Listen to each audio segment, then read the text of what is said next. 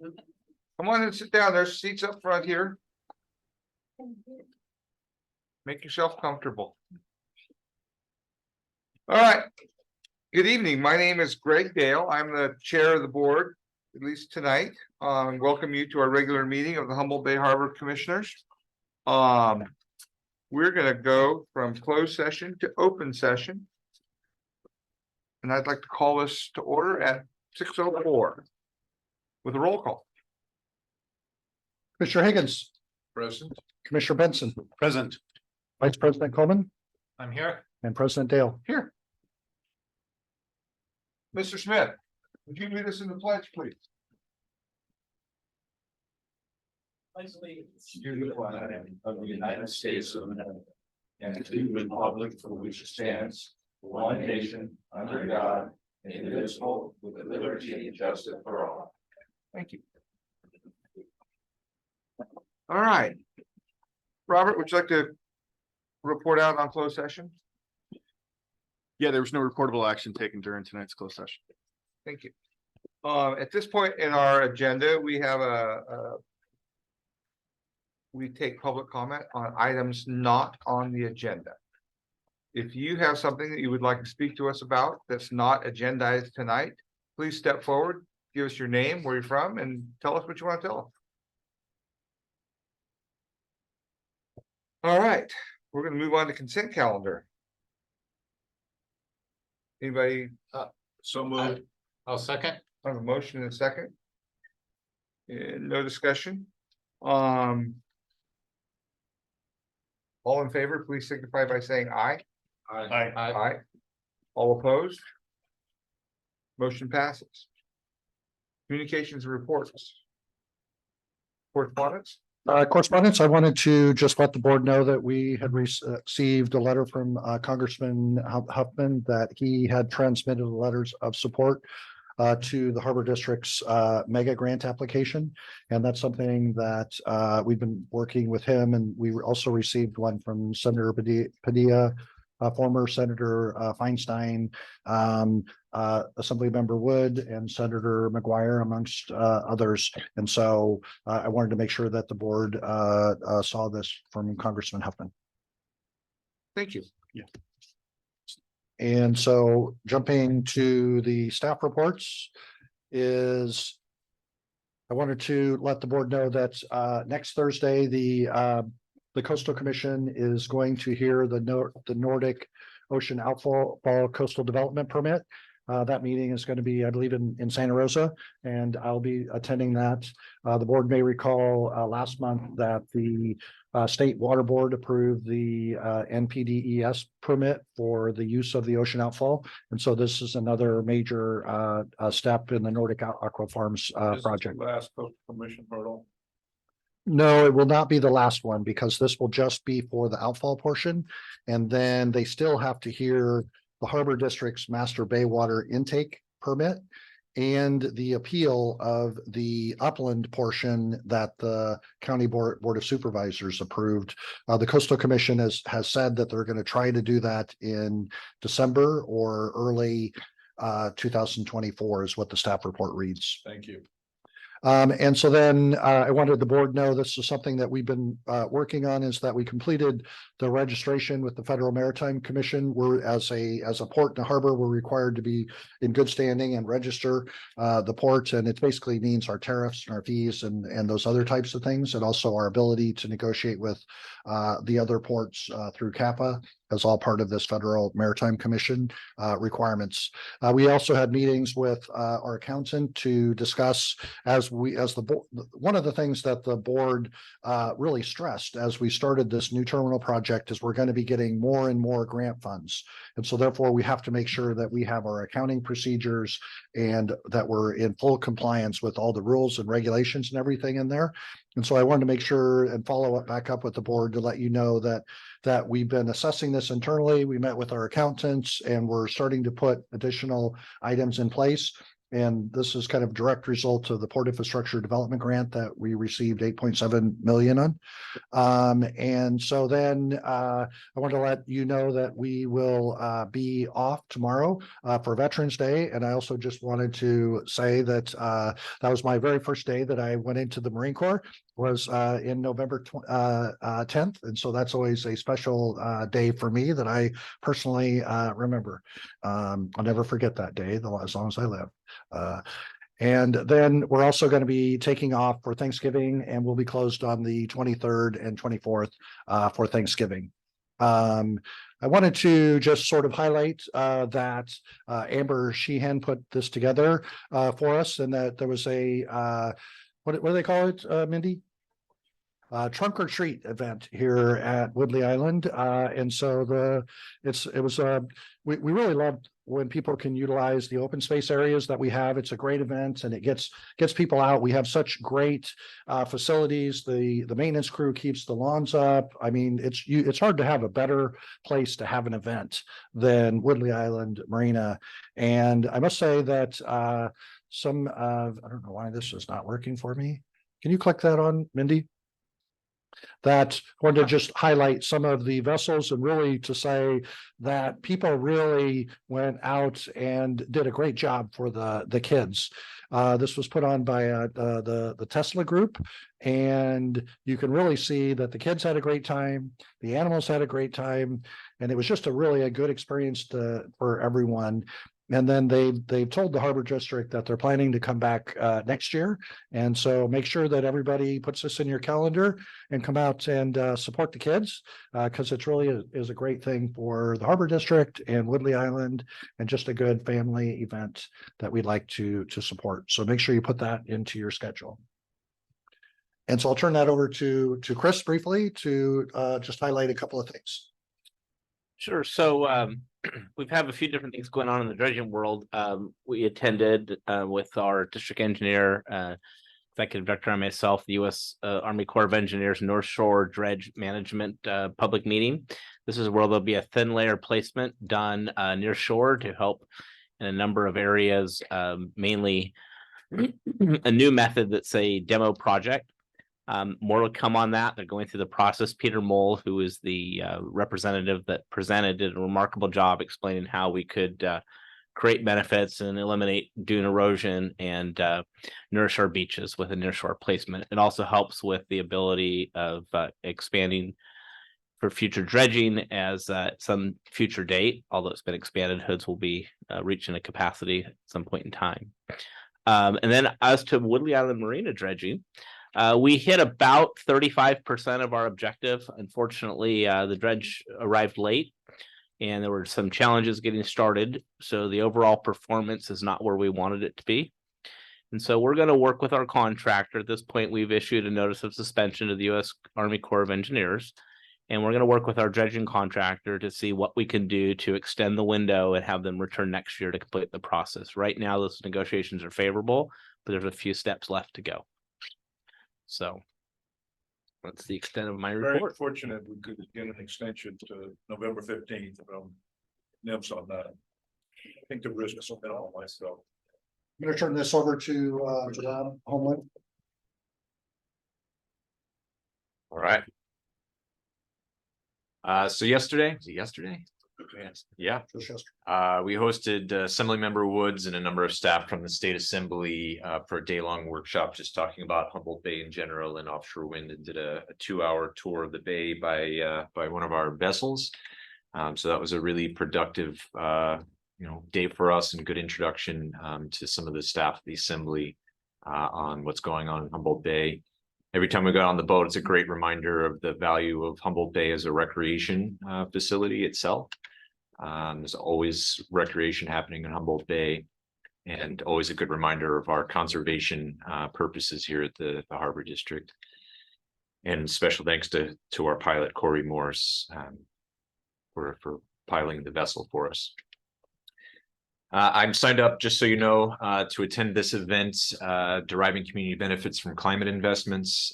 So I encourage anyone or yourselves to check that event out. I can share more if you want. The EPA, I'm signed up for this, navigating equity in America's ports. I'm just keeping my eye on the EPA program there. And speaking of the EPA, they have a Clean Ports program coming out at the beginning of next year. It's a big grant program that we're tracking. It's really to help ports transition to zero emissions. And it is a $3 billion program with both planning and implementation funds. So expect to hear more about that. I also attended a pretty sophisticated report on the latest sea level rise modeling scenarios for the North Coast and Humboldt County and Humboldt Bay. So just be aware your staff is closely tracking sea level rise. And What that was the is- take home from that? Take home from that? Worse than expected? Nope. The most recent models indicate that previous year's models were overestimating, and so they've scaled back some of their projections for the future is one of the major takeaways. But that does not mean we don't have a problem. Right? We still have some long-term problems to prepare for.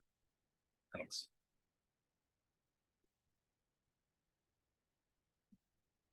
That's the staff reports, unless Ryan has something he wants to add. Nothing for me. What about the district engineer? Report today. Thanks for coming. You can come up here and sit if you'd like. All right, we're moving on to district council, district treasurer, and you don't have anything to say, right, Robert, or right? Right.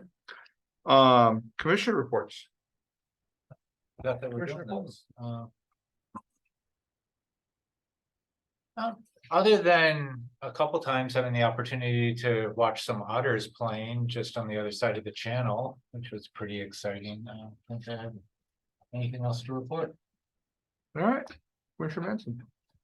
I had ex parte communication with some of the members of Core Hub a couple days back, just to continue to hear, to strategize and hear their concerns. I came down to watch the dredging activities. That was it's always a good education to see actually how it works and how difficult it is to get under the docks, and in particular.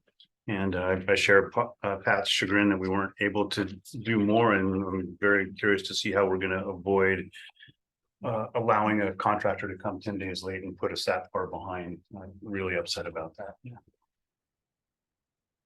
Yes. Oh, I'll digress once again outside the Harbor District's realm, but we had about 250 people show up in Laytonville for a forest health extravaganza. And my group, the Eel River Recovery Project, is in receipt of a CAL FIRE grant. And ironically, as we thin the forest to reduce catastrophic fire risk, you can't sell the wood. So the meeting was like, what else could we do with it? You could stuff it in the creeks and you could rebuild them from when we cataloged and took all the wood out. And that would rebuild the water banks of the creeks and create fish habitat that's diverse. We could take the woody material and put it in the gullies that have been formed by overgrazing and by roads, and rebuild the banks, the water banks there. And then that allows you to restore native grasses, which sequester carbon and have lower fire risk. We can bring back the native plants, many of them culturally important to the Caddo tribe there. But we could also take the poles that are thin from below, and we could build houses out of it. And by donating it to the Forest Reciprocity Group, it's possible to have a cottage industry. Many students really are not inclined towards academic tracks. What about if we could do a cottage industry with free wood for furniture? And so all of those topics were explored, and it was a tremendous meeting. On the way back from Laytonville, I stopped on the South Fork Eel River below Rattlesnake Creek, and there was a spanning beaver dam that created a pond that was a 1/4 mile long. They haven't been there for 300 years since the Aleut wiped them out.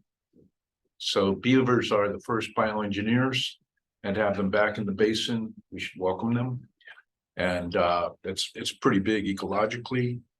The salmon, there's been a couple of thousand stuck in Fortuna, and they don't like that zip code, especially after Halloween, but they are now on the move, even in extraordinarily low water. And so the cycle is once again underway. And that's my report. Thank you, Patrick. I don't have much to report either. I did as well come watch them dredge or not, depending on how you look at it. And it is a good reminder that that style of dredging is not a good solution for our needs, or probably many marinas up and down the West Coast. So we will continue to, staff has assured me that they will continue to look for alternatives to that and go through the process to get those alternatives permitted. Like the $3 million dredge we own, right? Possibly $2 million. But yes, like the $2 million dredge we have.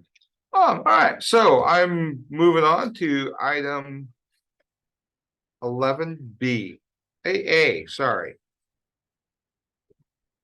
Rob, you're gonna give us a, do you have a PowerPoint? If you'd like me to. I'd be disappointed if you didn't. All right, so this is what you've asked for, a monthly update on the heavy lift marine terminal project. I'll start with our award of the Port Infrastructure Development Program grant, which we applied for this past April. There were two press releases about that, one from Congressman Huffman and one from Senator Padilla. And so we were awarded just under $8.5 million from the federal government for the project. And I will provide a detailed staff report about that in the coming months to cover in detail about what exactly that grant covers. And one of the components of that is a Baywide master plan. So we'll talk about that. And then our intentions and strategies to use some of the district administrative funds, opportunities for community engagement, and other components of that grant. So stand by, more information to come. At a minimum, we have 6 months of contract negotiation with MARAD before we'll have access to that money. So we've got a while before we even can get the money. And just FYI, for the first time, this program has funded construction of offshore wind projects. So New Jersey, Maryland, and Virginia each received somewhere between $20 and $50 million for construction of their projects. So federal government is now, for the first time, beginning to invest in offshore wind ports. So the East Coast is years ahead of us, but this is a good sign.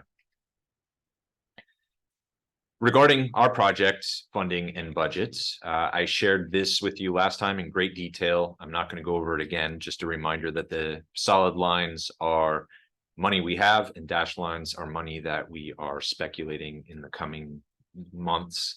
So it's a complex picture that we are juggling with the funds of the project. I can just summarize some of our grants that we've been using as stepping stones. So going back to 2020, the County Headwaters Fund provided us with $65,000.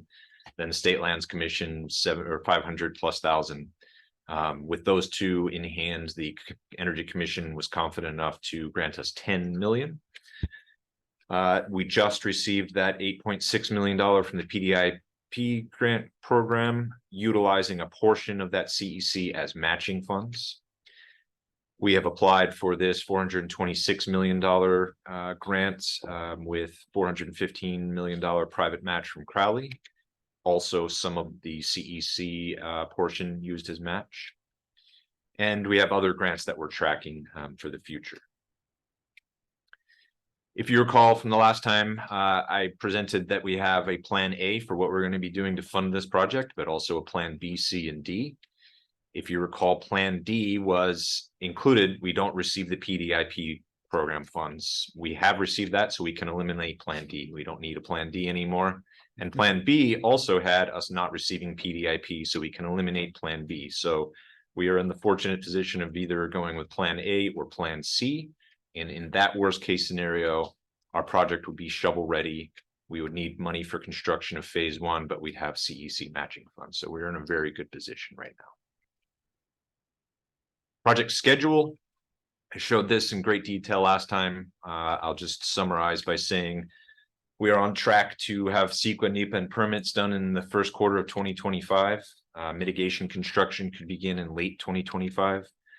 Phase 1 terminal construction scheduled to begin in Q3 of 26 and finishing in 2029, with operations beginning later that year. We are continuing to enact our community engagement strategy. We are behind schedule in releasing a quarterly newsletter, so that's something that I think will help with public relations and just helping the community understand what's going on. That's pending. We continue to work on a weekly basis with 7 different tribal governments. It's not something we're going to be advertising a lot in the details of those. So a lot of people have been saying, why don't you work with the tribes? We are daily working with the tribes. It's just not something we can share the details of to the general public. And a particular topic, missing and murdered Indigenous people. We're working with several tribes on that topic. We've received literature. We're educating ourselves. We're meeting with tribes, learning from them. We've received lists of topics from specific tribes that they want us to look into. And everything that we've received so far seems like it's something we can accommodate. So this is, again, something we're not going to be talking about with the public. But just be aware that is something we're working with tribes on a regular basis.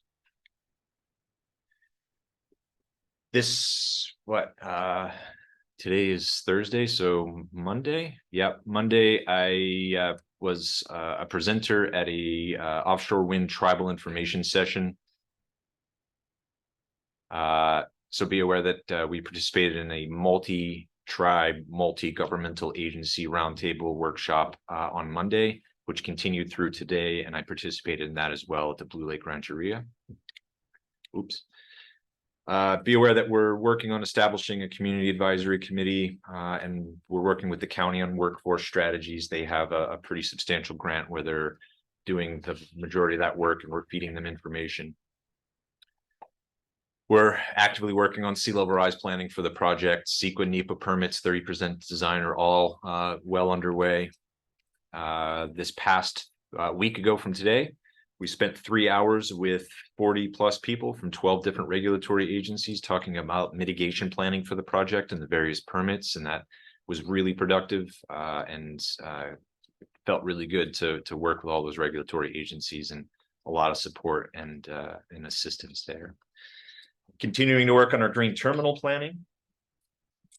And then feels like 100 years ago, but I think it was last week. I was in Colorado presenting at the American Association of Port Authorities on a panel with the Port of Virginia, which just received $50 million. And I also attended a session about the next generation of port electrification. So another thing that we're tracking closely. In a town that's only port is an airport. I was gonna say you have a lot of ports in Colorado. Yeah, the East Coast ports and the West Coast ports could not agree on which city to hold the conference in, so they compromised in Colorado. And then this past Friday, I was in Sacramento at a workshop presenting with all of the other ports in California on an AB 209 program, which is another $45 million grant program that the CEC is going to be issuing at the beginning of next year. So this is most likely the next source of money for our project. Yep, and so you've asked for reports monthly. I'm happy to share whatever you'd like, but these are probably topics that I'll be bringing to you in future meetings. Thanks, Rob. Yep. Questions? Yeah, I was very interested in the EPA forum that you put up there, and 3 billion is a big number. And I know there's strong interest in us having a state-of-the-art green port. So that's something that could be dovetailing in to help meet those objectives, right? Absolutely, yeah. I just wanted to highlight that we received some public comments on this agenda item, and then we gave those to the board, and I believe they were uploaded to the website as well. And so I just wanted to make sure that we drew these to your attention. Thank you. Thank you. Commissioner, any comments, any questions? Sure, I always have comments and lots of questions. Yeah, thank you, staff, for implementing our request to regularly agendize updates on the new heavy lift marine terminal, and especially also interested in hearing about how community benefit agreements are moving forward and specific steps taken to address tribal and community concerns. And you're doing that, and the community's hearing about it, yet there's still this overarching sort of sentiment in the community that we're moving too slow, or that we're ignoring those concerns. And so, without this, so I really appreciate this, what's going to be regular and transparent communication with the community, so they don't imagine that we're not caring, ignoring the issues, but more importantly, also want to get their input, and have that public input opportunity so that they can address it. The community advisory committee, there's my question. Can you tell me more about what does this consist of? Who's on it? How often do they meet? Are there minutes? How do we understand better what's happening at that level? Yeah. Got a really unsatisfying answer for you. It doesn't exist yet. We're Okay. working on establishing that. So Chris and I and Executive Director Otker are consistently trying to figure out how to do that in the right way. And likely at the next meeting, we'll have more information for you. Is it envisioned that it will be like the adaptive management committee that Core Hub is asking for? Is it going to be kind of an umbrella for a lot of what the community is asking for in terms of being engaged? We'll see. Yes, probably. I hope so. Yeah. I guess, I'm also just curious, you mentioned strategic planning, like how can we better workshop these opportunities to have community collaboration in the design and planning of this, huge project, so that the interaction isn't limited to the letters and 3 minutes at the mic, where there can really be an exchange. Obviously we wouldn't all be able to be there, so it wouldn't be a public meeting. Well, Yeah, I mean, huge process, very costly, open-ended for public engagement. yep, I hear that. I think we've got a plan to hold another so we held a public workshop. I don't remember when that was, July, August, something like that, at the Wharfinger with close to 200 people in attendance. I think we plan on doing that again in January, Sure. but open to board suggestions on other mechanisms to engage. What I'm really asking is not for 3 minutes at the mic and a letter. I'm really looking for things that look more like design charrettes, or where we're really everyone's able to roll up their sleeves and really communicate about the issues and strategically plan together. Obviously, we can't have 300 people in a room for that, but certainly we could have representatives. Yeah. I'm wondering if we have strategies in our public outreach to have any events that are just a little bit more interactive. I love the idea. I'll just be brutally honest with you. I was a certified design charrette specialist at one point in my career, helped big design charrette processes in the city of Eureka when we talked about commercial development. Yeah. This is an industrial site. There are strict engineering calculations and structural designs on how many piles there have to be on the wharf. There's not a lot to design a charrette around this sort of thing. Let's keep talking and find ways to have the public engage in a meaningful way, but the diameter of the piles isn't a design charrette sort of topic, right? I get that. 99% of what this project isn't the sort of thing that you sit around and draw pictures of, right? It's a complex industrial development. So I struggle with the same thing. How can we get people to get involved in a meaningful way without deceiving them and making them feel like they're involved when really, it comes down to engineering calculations. Thank you. You know what people can get involved with is our Green Port initiative and, other initiatives that are coming up relatively soon. Okay. I'll keep asking about different ways and keep putting my own head to the grindstone in terms of how to involve the public in the most robust ways possible. Where's Holland? Thank you for the report. I think that went a long way. That was really well received from my perspective. I'd be interested in, I have a feeling like some members of the community might be speaking to us tonight, so I'd be interested to hear how that report was received and if there's other things that they would like to be hearing about in the future. And I don't really have a whole lot of questions, especially since, Commissioner Dale, President Dale, and I sit on the Offshore Wind Committee, so I know you interact with us quite a bit on this, but just want to emphasize, that how important that it is that this project is built in a way that benefits the community, benefits as many people in the community as possible, as broad a reach, and minimizes any of the negative impacts while maximizing the many positive impacts that are going to happen as this project. And I'll repeat it again. I think this project in itself is a community benefit, and everything else is additional community benefits on top of that, while we can also try and really minimize impacts. And I think that's what we're doing, and we're trying to communicate it. We're not going to be perfect on everything that we communicate, and we're not going to meet every interest and every idea that is brought to us, but we're going to do the best we can to, as elected public servants, to meet the most of it and do the best job we can on it. So I look forward to the next, what do you say, like, we're going to be construction in 29. Starting So in 26, yeah, but I mean, yeah, completed. So operational. between now and then, I think we might have 1 or 2 meetings to have more community engagement. So I look forward to that. Thanks, Rob. For that, and I, Yeah, I think that guy's trying to catch your attention over there. he didn't catch my attention yet. I'm giving them sign language, just Yeah, that's not the sign I was giving you. that is, people are expressing concerns about tribal engagement. And we are engaging. And so some of these issues that are driven by tribal concerns, we're meeting with the tribes individually, which is paying deference. And it's their mode of operation that the findings of those meetings not be disclosed. These are government to government, and they typically do not want a bunch of publicity around these things. And so as the community is concerned, are we engaging?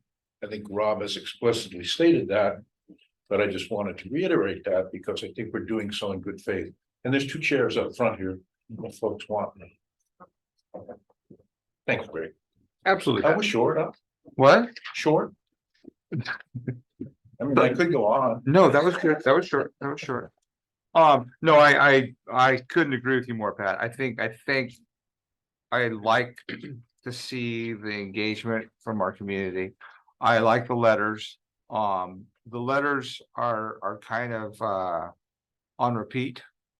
And I appreciate that, but I also want you to understand that what I said the last meeting is staff is working on all of these and taking them very seriously on a daily basis. This is what we do.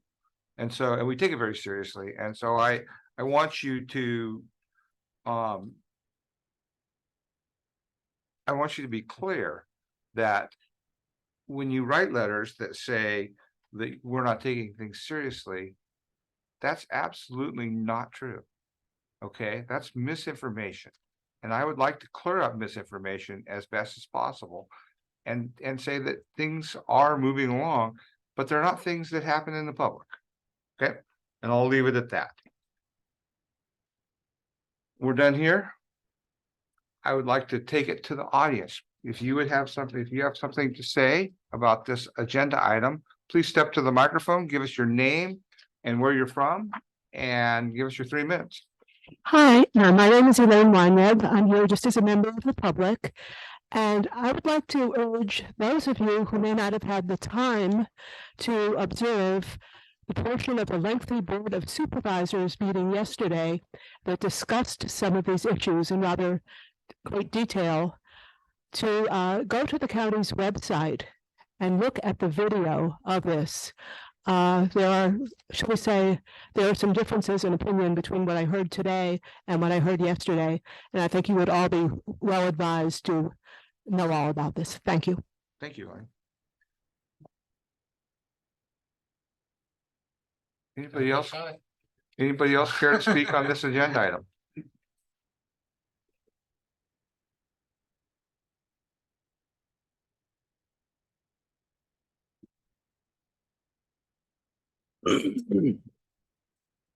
Good afternoon, everyone. My name is Angel Martinez. I'm here as a community member and a member of the Core Hub. I would like to start off by thanking the Harbor District Commissioners for the time and the update on the wind terminal and the opportunity to let us comment on this as well. While acknowledging that there might be only a couple more of these meetings for public comment before the option to lease comes upon this body for approval. I'd also want to comment that well, there might be multiple community voices with us today. I want to uplift some of the interests I've been hearing in my community and that I would personally like to see in an enforceable community agreement. These include community leadership and governance, a zero emission wind terminal, measures to prevent MMIP and sex trafficking or harassment, community focused infrastructure, environmental and cultural resource protections, and regenerative economic investments and funds for tribal nations. Moving on to the environment, as far as I'm aware, the Harbor District still holds to the position of completing or signing the option to lease before completing the CEQA environmental review. I'm concerned that this path will not get our community assurance it needs and the trust to move this project forward in a way that's a model for environmental protections and cultural protections as well, and that we won't have the strongest option to negotiate if we follow this path. As a community member, I would also like to invite the Harbor District to leave the door open for further discussion on this option and provide us a little bit more explanation and further detail about the reasoning behind the option to not complete the environmental impact review before signing the option to lease. And finally, I want to thank you guys for having this space open, and I'd want to address anybody who's been involved with this work to thank you for the work you guys have been doing, whether you speak for yourself or for a group or community. It's a lot of hard work, so thank you guys for your work. And for the other director, as a veteran myself, thank you for your service, and thank you for the service of any other veterans in this room. Thanks, Rachel.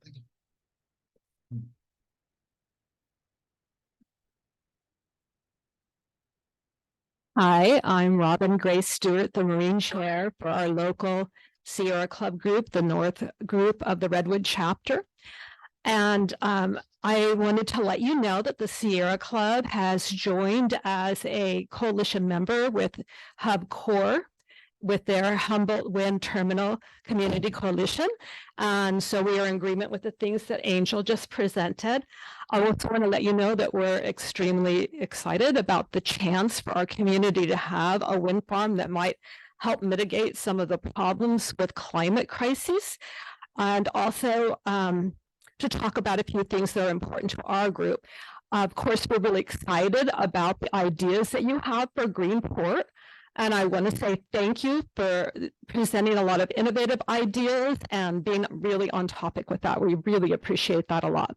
And the other thing that we're really interested in is having some kind of adaptive management committee, because we want to do wind industry in a really responsible manner, and we don't know what the issues are going to be because nobody's really done a wind farm of this type before. And so as issues come up, we want community members to be able to be continuously involved and give comments.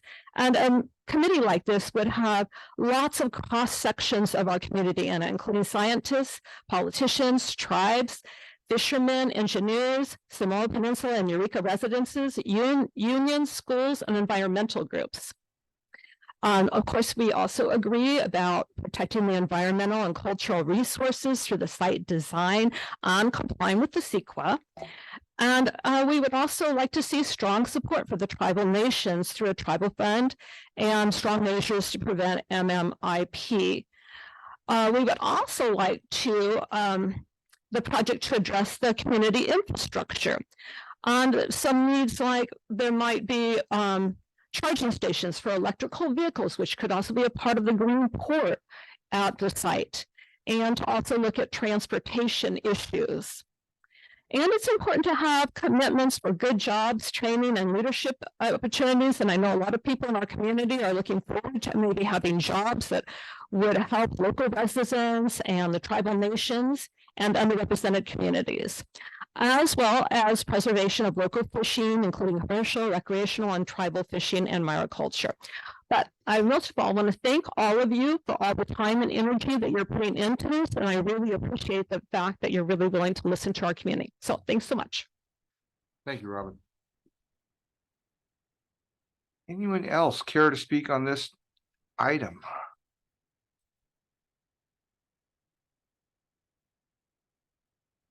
I'll go real quick. Hey, I just want to, Sean Marsh, IBEW, 1245 Electrical Workers Union. We're also a member, part of the Community Benefits Network. And I just want to express some gratitude to the commissioners, to the staff, and to the network. I think there's a lot of good faith effort being brought together by everybody trying to solve some of the issues that may arise, that have arisen. And I really think, you know, I was at the I participated via Zoom on the AB 209 workshop. I saw Rob's presentation. There were a lot of other ports there. A lot of people vying for that $45 million of Did he state do a money. PowerPoint? Excuse me? Did he do a PowerPoint? He did, but he got it down to 10 minutes. It was under 10 minutes. Not as informative, but still good. And along that line, if you saw that workshop, Humboldt is doing a great job. We're presented very well. They were congratulated on their outreach to the community for community benefits. So, you know, I'm grateful for the steps that we've made. I think Port of Long Beach is a little bit reaching a little further than us in terms of what they're expressing as far as Greenport and how they want to push that even further, pushing that envelope. They're more vocal about it, and I don't know where we are with that. I know that we talk about that some, and I know there's efforts there, but that's some of the things that we just don't know. So to our coalition, we're going to push for that, and we're going to ask for more. We want more, you know, because we want more information. I think we're all working in good faith. I appreciate it, and I'm grateful to be a member here and able to participate. Thanks. Thanks, Sean.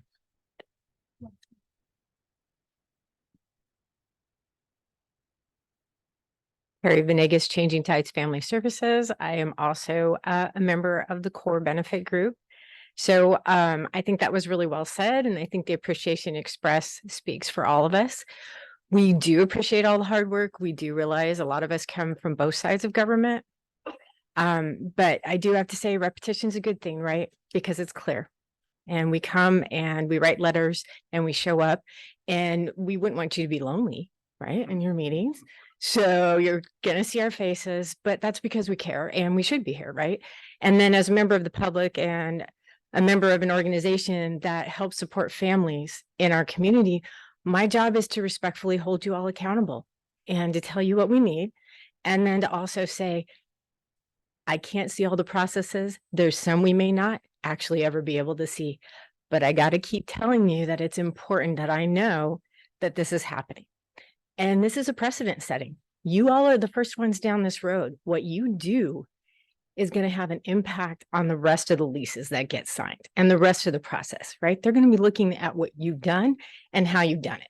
So it matters a lot. It matters enough to fill this room on a regular basis. So that's why I'm here. And that's why a lot of us are here.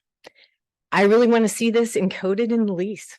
I have to say that's the one thing I want to keep pressing on, because coming out of the social service side of things, memorandums of agreement, resolutions, all of them are soft with good intentions. But at the end of the day, what we really need is the mechanism that says this will happen. And we can hold you accountable for that. Not you personally necessarily, but at least the developers. So please regard our repetition as a good thing, because it's a unified message. We have a lot of members. We really appreciate all the work that you're doing. I love spending my evening with you. I even dressed for it. I wore my best scarf. And that I am always going to be here to respectfully hold all of you accountable for even the things I can't see. So thank you for your hard work. Thank you, Terry.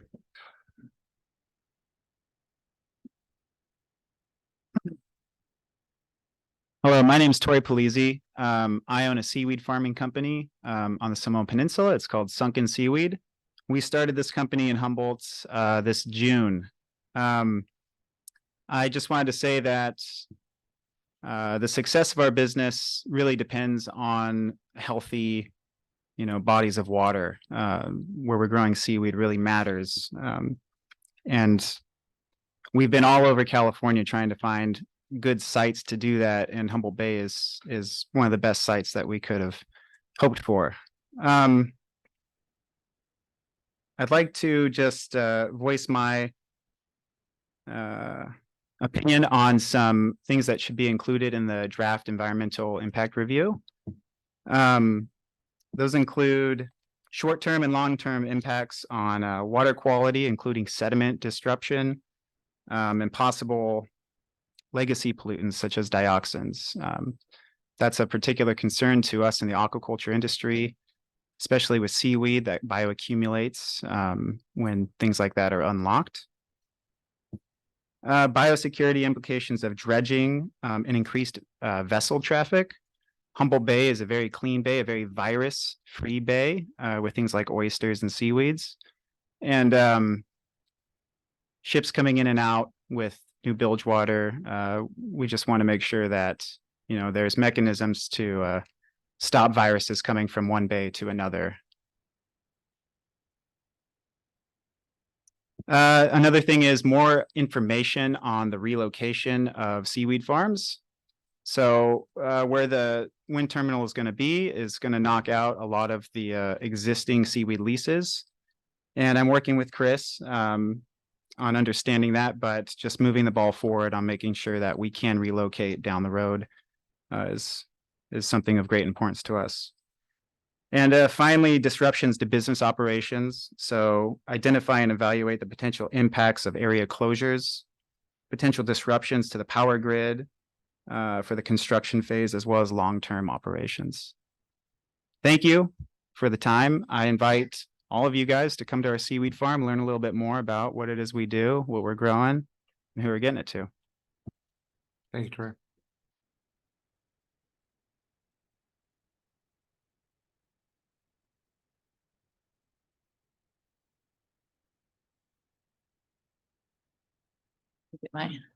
Good evening, everybody. I'm Carol Vandermeer, and I'm speaking tonight as a resident of the peninsula. I've been living in Manila for the past 30 years, and I do appreciate all the work you've done. And I look around and I know the background. A lot of you all care very deeply about this community and want to do well. So I just urge you to continue with that. So this project will have a huge, as you know, a huge impact on the region and on the peninsula in particular. I was drawn to living on the peninsula because of its intense beauty, access to the bay and the beaches. And I want to be sure that that access is protected. This is going to be a big disruption. And so we need to work together to think creatively on how to address that. Anyway, I know that I agree that we have to take urgent action to address climate change. And I'm glad that Humboldt's positioned to really be at the forefront and be really innovative in how they do that. But I want to be sure that, the impacts to adjacent communities are minimized, sensitive habitat protected, and local tribes and community members are trained and recruited for jobs in this new industry. And as a peninsula resident, I'm particularly concerned about increased traffic on 255. I mean, 255 already bisects our community and has had a huge impact. So I know Caltrans is involved in updating that corridor, and this could be a synergistic time for us to build in some protections for how we address those issues so that we can access the beach, we can cross safely and get to parks and dunes. I mean, we're really, a nationally recognized area. Let's not impact that too heavily for the sake of wind development.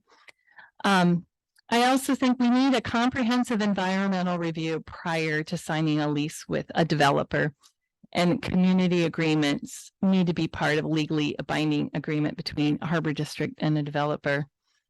As a participant in the Core Hub, we have a diverse coalition of community members, organizations, tribes, and we have worked on detailed agreements for the past year.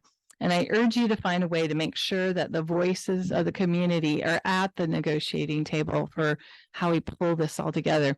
I know things are evolving with the county, but we need to kind of think outside the box and make sure that the community members have a seat at the table when addressing community benefit agreements. So thank you for all your hard work.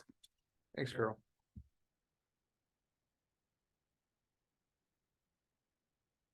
Anyone else care to comment on this agenda item? All right, I'm gonna move on to the next item on our agenda. Thanks for all your input. Can I just add just one thing in before? Okay, Pat, go ahead.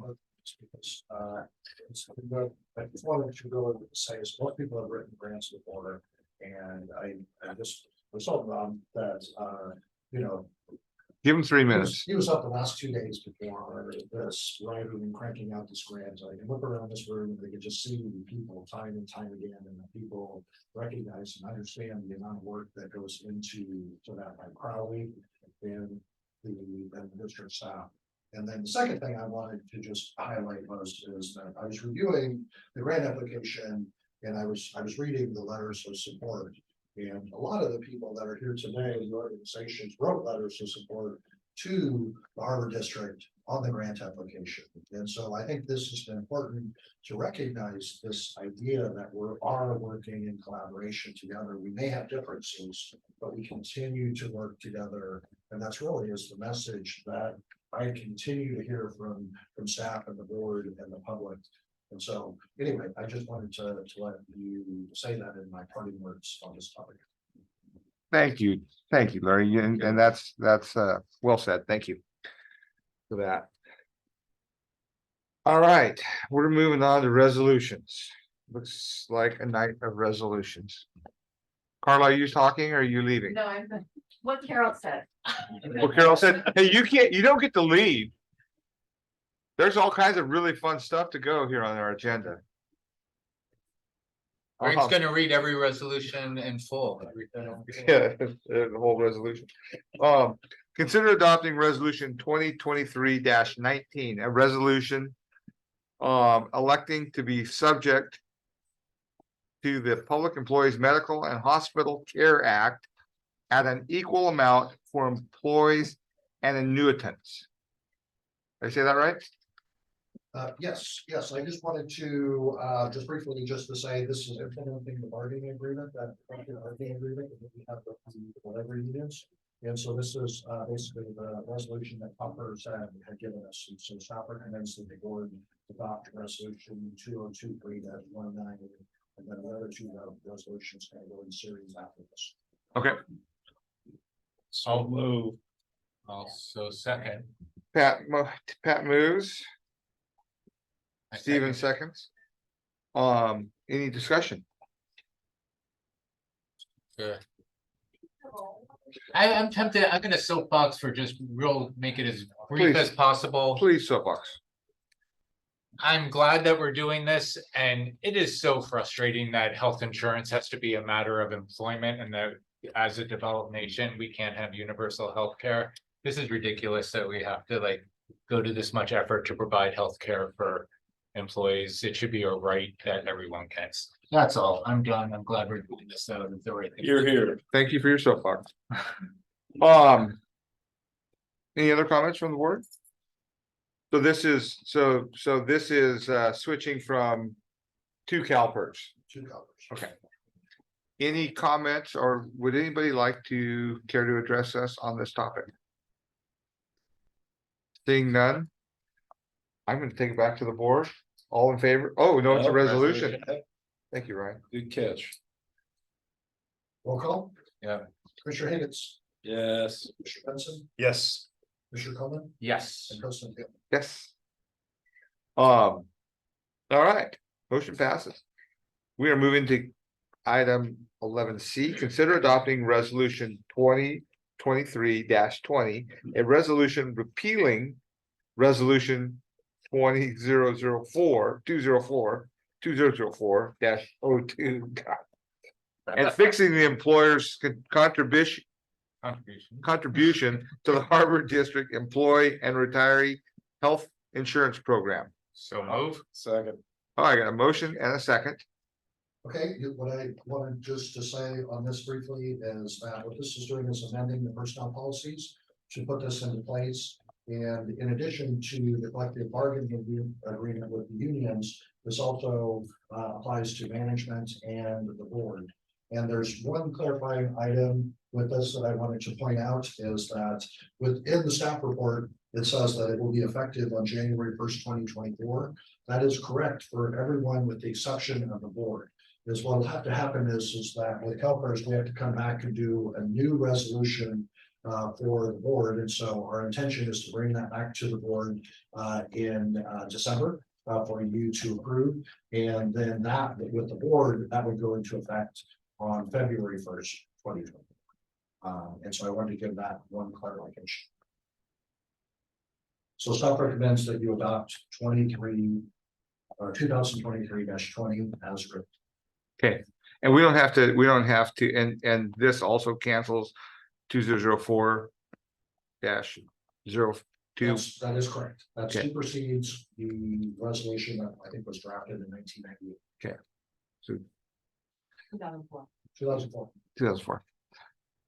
Any comments from the board? Same rant. Anybody like to comment on this item in the audience? Seeing none, we're going to take it back to a roll call. Larry? Commissioner Coleman, Yes. Commissioner Higgins, Yes. Commissioner Benson, Yes. and President Hale. Yes. Changing the order to keep us awake. I didn't change any orders. Other resolution for that. I do have another resolution. Consider adopting resolution 2023-21, a resolution establishing a retirement system pursuant to section 218-D6 of the Federal Social Security Act, composed of positions of members of the California Public Employees Retirement System with, I'm sure that's supposed to mean within, the Humboldt Bay Harbor Recreation and Conservation District. So move. Second. Yes, so this is enacting the bargaining agreement, and current Harbor District employees are not eligible for Social Security. And so if you work your entire life for Harbor District, you would not be eligible for Social Security. And what this does is it would make Social Security benefits available to Harbor District staff. With speaking with the Social Security Administration, we think it will take approximately 18 months for this to go through effect. And so we're anticipating that it will go into effect July 1st, 2025. And existing employees will be able to, there'll be a vote, and they will either opt in or opt out for the existing employees. But all new employees in the future will be required to participate in Social Security. So, sorry. Any comments from the board? Social Security is a good thing. Do I have a motion? We did already, I thought. You Yeah, did? motion second. A motion and second. So can existing employees as a group have to, or they can do it individually?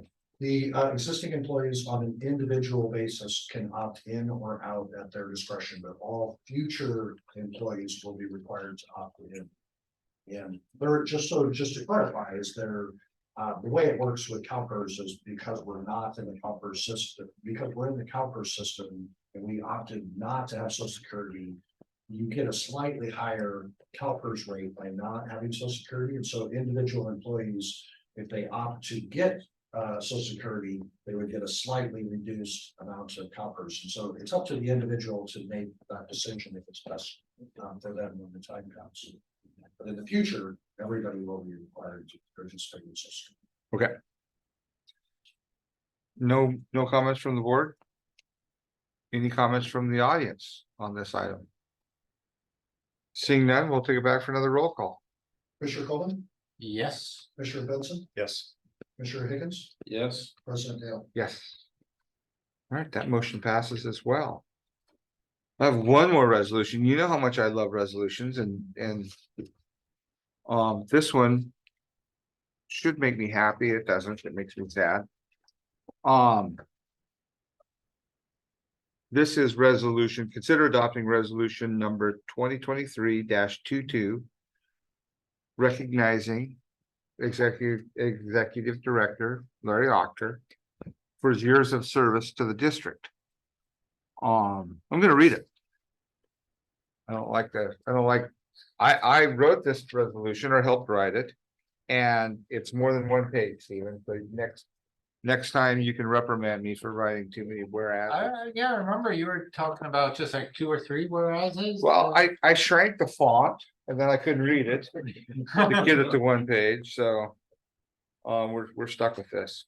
So this is a resolution commending Larry Otker for his service as executive director of the Humboldt Bay Harbor Recreation and Conservation District.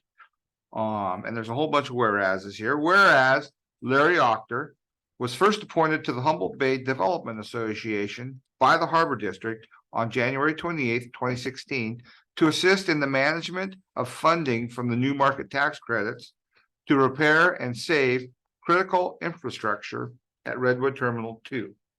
And whereas Larry Octor played a critical role in using the new market tax credits to redevelop an underutilized and dilapidated asset that today is repurposed and a thriving space. Redwood Marine Terminal 2 is serving the community by providing economic opportunity to small businesses and revenue to the district. And whereas Larry Octor was then hired to serve as the executive director of the Harbor District on December 20th, 2017. That doesn't seem right, but it is. I checked all these numbers. And whereas Larry Octor was instrumental in developing a plan to access and utilize increased county tax revenues from the redevelopment of Samoa Peninsula industrial lands. The Samoa Peninsula will forever benefit from the Samoa Peninsula Enhanced Infrastructure Finance District. That was all Larry. Whereas Larry Octor actively pursued tenants for Marine Terminal 2, Redwood Marine Terminal 2, and secured a state-of-the-art aquaculture company, Nordic Aqua Farms, that will build and operate a recirculating fish farm on the site. And whereas Larry Octor assisted in the development of a new sewage treatment line utilizing Redwood Marine Terminal 2's ocean outfall, allowing adjacent communities to grow with better infrastructure. And whereas Larry Octor has been instrumental in dredging Woodley Island Marina. Not so good this year. Not your fault. Whereas Larry Octor saw an opportunity to be a part of the solution for climate change and had the foresight to begin the process of developing a heavy lift marine terminal at Redwood Terminal 1. And whereas Larry Octor saw the value in planning and promoting Redwood Marine Terminal 2, Redwood Terminal 1.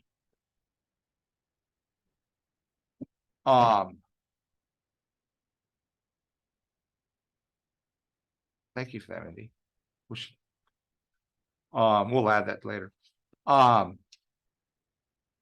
saw the value in planning and promoting Redwood Marine Terminal 1 to the offshore wind industry, resulting in recognition and funding from state, federal, and private partners to develop the heavy lift marine terminal. And whereas Larry Octor organized and worked with labor and local business to develop a project labor agreement that will serve the construction of the heavy lift marine terminal. Well, whereas Larry Octor became a friend, a mentor, and a respected colleague. And whereas perhaps Larry Octor's most valued skill, or superpower in this case, is his ability to put together a stellar staff who work hard and are dedicated to serving the district and Humboldt Bay. And that in itself is an achievement. I'm going to add a whereas here. I didn't get enough whereases in here, so we're going to add this to it. Mindy, we can do that before we sign it. Whereas Larry Octor was instrumental in attracting and landing 3 fiber optic cables at our site at Redwood Terminal 2. And that will pay dividends for decades to this community and to the district. Rob saying 4. I don't know, do we trust Rob? 4. Overachiever, whatever. Larry Octor certainly has left a lasting legacy with numerous positive accomplishments around Humboldt Bay and will sorely be missed. I got a whereas. Oh God, another one? But whereas we successfully talked Larry out of retiring times, but failed We're not- on this occasion. We're not putting that in there, and it's funny, he patted in on that, on the last subject there on our and I thought that was a good add to that discussion, but it was good add.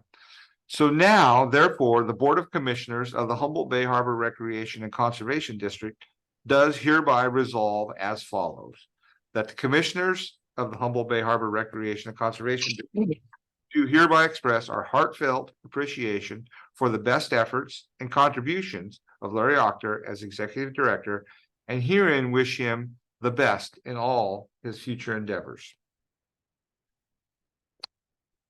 I gotta have a motion. I move to adopt resolution, whatever. 2022. 2022. Yeah. As amended, thank you. And I'll second. A motion and second. Any comments from the board? Please, Patrick. Right here in this room in 2008, Larry said the pulp mill had the pollution, but we could create more jobs in repurposing Redwood Terminal 2. And it was a vision that resonated and ultimately came to pass. And Ron Lincoln Sr., Native American elder, is kind of one of the guides for the Eel River Recovery Project, says we're all medicine people. If you're angry, it's going to hover over you like an evil spirit, and it isn't going to do anything against the person to whom you are angry.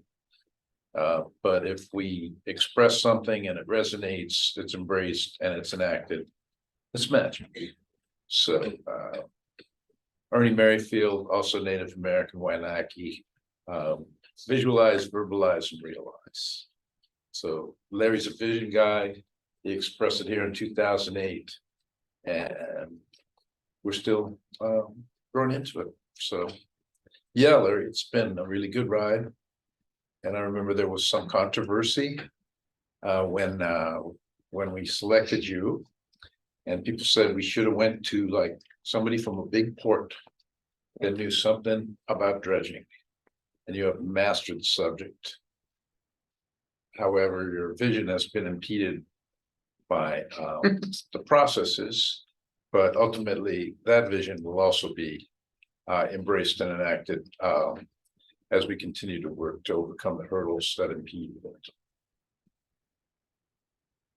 Larry, I want to say my relationship with you is much shorter than the tenured commissioners on this board, but you gave me a tour of the Bay and of sort of your favorite spots and places that you felt were most important to put energy, and what I got out of it. And you said it, it's like it's been an honor for you to be this close to the water and close to the working waters and the working community, and just, you know, taking in the birds and seeing this, the harbor seals and all that, how the, you know, the brine is in your blood now. And so I appreciate that care and stewardship that you felt about the Bay, and that's going to carry with you no matter where you go.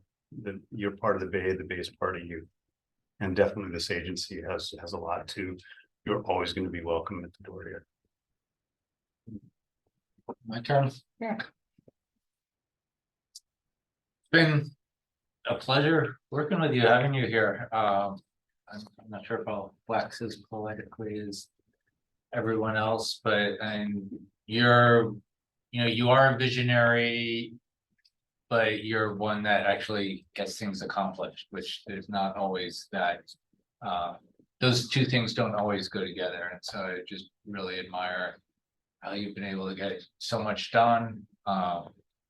The accomplishments that were listed in all these whereases, you served the community in Harbor District well, you know, the Harbor District, and then just like your whole life, as far as I know, has been about service. And you know, you mentioned your military service at the very beginning. Thank you for your service on that.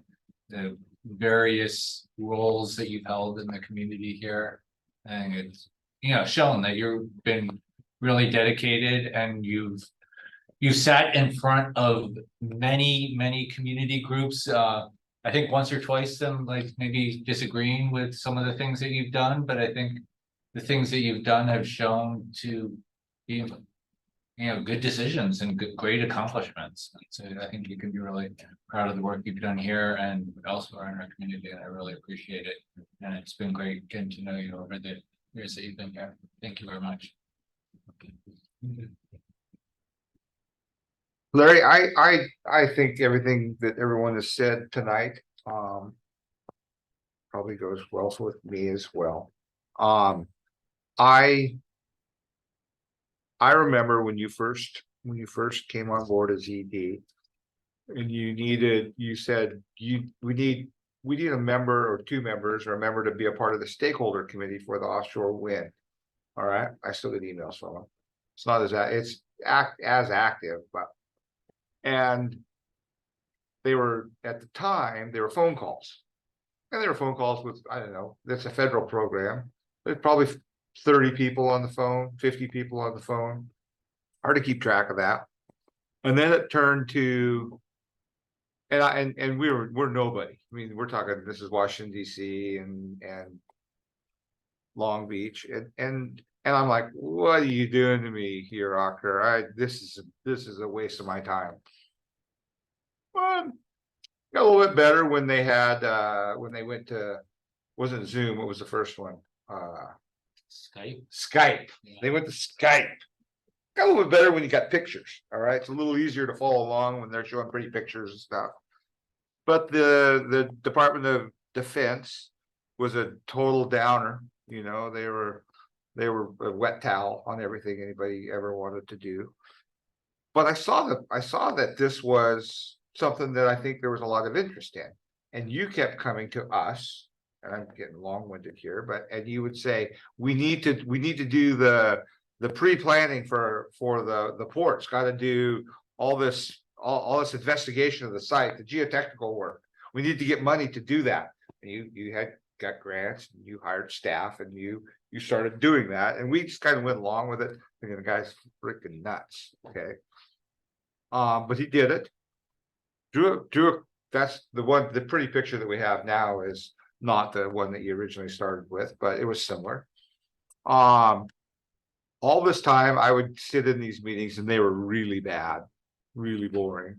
And the DOD guy would throw the wet towel on it every time. Nope, can't do that. Can't have windmills in California waters. Too important to the defense industry. And during COVID, and this whole time you are steadfast in your belief that we need to be a part of this and we need to get our ducks in a row because it's coming, and nobody else was saying this. And we all kind of on the board, we all kind of went, yeah, okay, whatever you want, Octor, we'll play along. And I'll never forget it, because it was during COVID, it was during the height of COVID when everybody was locking their doors and sitting in their house. They're still holding these meetings, and they'd done it on a new program called Zoom. They had switched to a new program called Zoom. And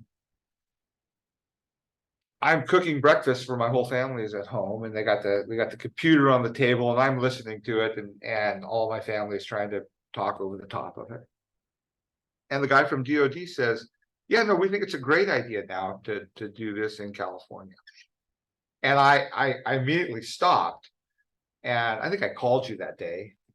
But I immediately stopped. I was like, hey, what did he say? And the Zoom call is blowing up. People are going crazy because they changed their whole position from no way to okay. And it happened just like that. And the minute that happened, that's about when our first really good, pretty picture came out. And we started working really hard on a dock. That's the kind of person you are.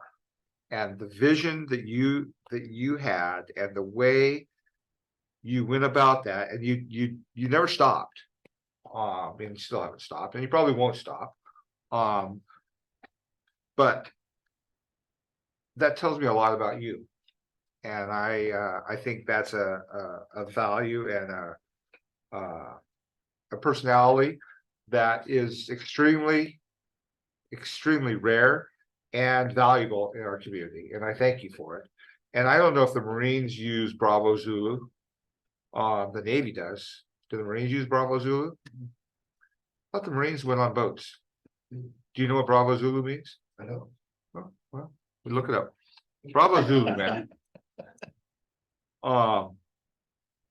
It is I think it's flag signal. It means well done. Well done, my friend. And thank you for your service. And I'm gonna miss you every day. But you've left us, like I said, you've left us with a very competent staff.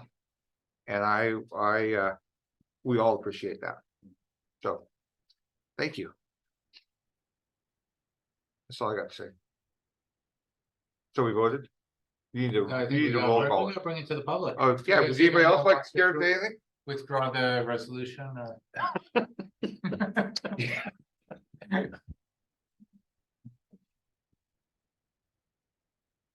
I just wanted to say thank you, Executive Director Otker, for your many years of service. And I think in addition to what folks have shared about your vision, I also just wanted to appreciate you for your commitment to the community. And when I was thinking about that, a story that came to mind was when one of the big cruise ships was visiting, and something fell through with like a shuttle that was going to be taking folks across the bridge to come out to the peninsula.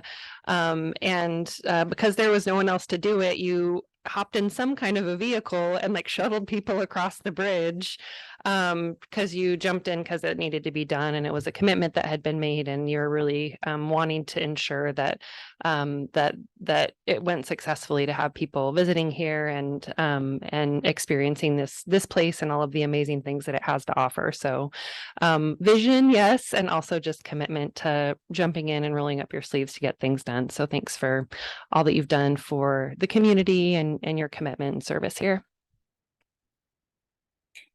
Thank you. Yeah. Please. So Larry, I will admit my bias because you are also one of my landlords for our organization. So I just want to own that up front. But I also have followed the development and your work long before you actually became my landlord. So if nobody has ever had the pleasure of seeing Larry renovate office space or buildings or houses, I feel like you've taken care of the Harbor District in the same way. You saw the potential, you saw what needed to be fixed, you drew up plans, multiple plans and versions, and then you just got to work on it. And so that journey is really gratifying to watch. I think this was said by many people just now, but the passion and the foresight to do things is important, but it only comes to fruition when you put in the hard work. And I think that's what we've seen here. So no matter what points may be agreed on or not agreed on, that's what really matters. And every time you have stepped back up with that commitment. So when the community needed you to take on this role, you came back.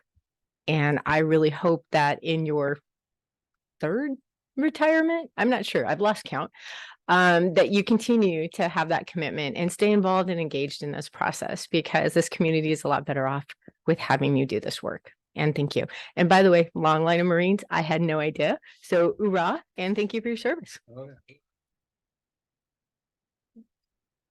yeah. And God forbid anybody that rode in the car with Larry, because he is just not a good driver. Sorry, did I say that? It's becoming a roast really quick. Yeah. Well, I just want to, as a district engineer, want to appreciate, I was fortunate to work with you your whole tenure here. You've done a great job of building up staff to fall in behind you. You're good Marine leading the charge. I think what has been already voiced is your, not only your vision, but what I appreciated was the time that we also strategized how to implement that vision. As Stephen said, it's really hard to have those two things together. So I just enjoyed that time as we kind of looked at that. Remember back with the shots, working with the shots lab when it was still conceptual with offshore wind, and that was really exciting. And to see it kind of blossom into where we're going now, there's still a long way to go, but it's really exciting to see this come forth. So thank you. Thanks, Mike. Anybody else care to comment?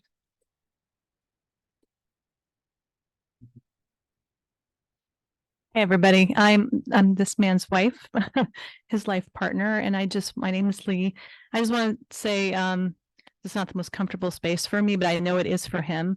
And I'm so glad he's the political animal that he is, but I think he's tired now. But I'm so proud of him and what he's done here. And I know that when he first retired from the city of Arcata, that was his first retirement, Carrie. This is his second retirement. Hopefully his last retirement. But he thought he was done. He wanted to do other projects. He did a little work with Rob at the city of Eureka and really enjoyed that. But when this position came open, he said this was his dream job. And he really wanted to see if he could do something different and creative and wonderful. And that's what he's done. So I just want to tell you how much I appreciate you and love you and am proud of you for all that you've accomplished. Thank you, Lee. Thank you for letting us have him. Any other comments? So I think it's a roll call. It's a roll call. So, but let me just say 2 cents. You're the last chance. Thank you for that. So this weekend, I was at an event and I was talking to Cal Poly, Humboldt president, and we were just talking about one question. He said, well, how do you become an executive director of a park? How do you do that? I don't have any board experience. I can hardly drive a boat, right? And it really is one of these things where I was given a unique opportunity by the board of the Harbor District, and something that I'll never forget in my life. That, for a number of years, I was entrusted with managing the Humboldt Bay, as I often say, Humboldt Bay Harbor Recreation Conservation District, which is one of the biggest jobs that you can have in the county of Humboldt. It's a huge entrust that people put to you in the crown jewel, one of the many crown jewels of Humboldt Bay. And, in meeting that, when I was in the interview with the board, and we basically said, look, I would like to make the boards of regional and national significance. And, the board basically got together and we were able to chart a pathway forward. But when I first came and was the executive director, I still have on my desk a little printout from the bank where you would enter in the 10-key system and do the thing. And I forget the exact number, but it's about the Harbor District had about $37,000 in the bank is what we did. And anybody that remembers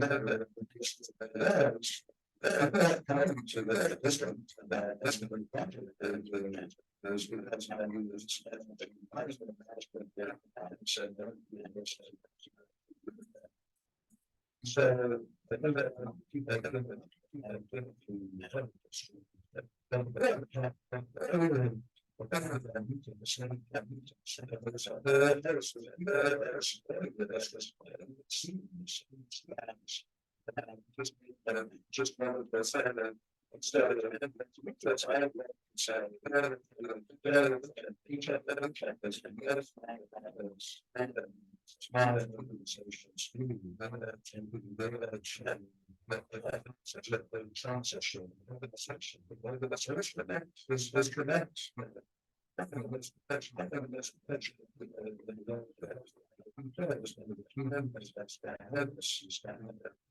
know, I live on Humboldt Bay in Manila, and the view is unbelievable. You know, we can see from the Arcata Bottoms to the bridge. I wake up in the morning and I'm 125 feet from the bay when I wake up every day. And I go to work. And then from the second floor, I can see from the bridge to past the Warfinger Bill. And so, as was said, you know, I live and breathe Humboldt Bay in many variety of different forms. And so the staffing was really critical. But I really just wanted to say that I could thank a million people and should thank a million people. But of all the things that we've been able to accomplish, I honestly think that the support I've gotten from my end has been absolutely stellar. We would not have been able to do the things, the creative things that we did without the advice and counsel of Ryan. And I say that really from the bottom of my heart, and that is coming from a staff that I could say the same thing about Chris and Rob and Mindy. But really, what Ryan has done for this district and continues to do is a huge service. So anyway, thank you very much. Keeps you out of jail. My job. As many people say, I like to push the envelope. No, but you know, the wind was blowing in your face when you came on. And there were many detractors in the community that were constantly in attendance. And you never took the bait, brother. Yeah. You have Teflon. And you have the ability to control your emotion so that you weather these things instead of magnifying them. And so that is a skill of diplomacy. I wish I had. That's what I forgot is back to the vote, Commissioner Coleman. Yes. Commissioner Higgins, Yeah. Commissioner Benson, Yes. and President. Yes. Absolutely.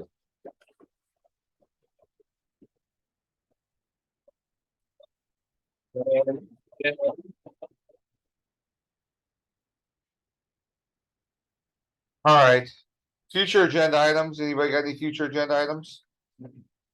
Yeah, get Larry back.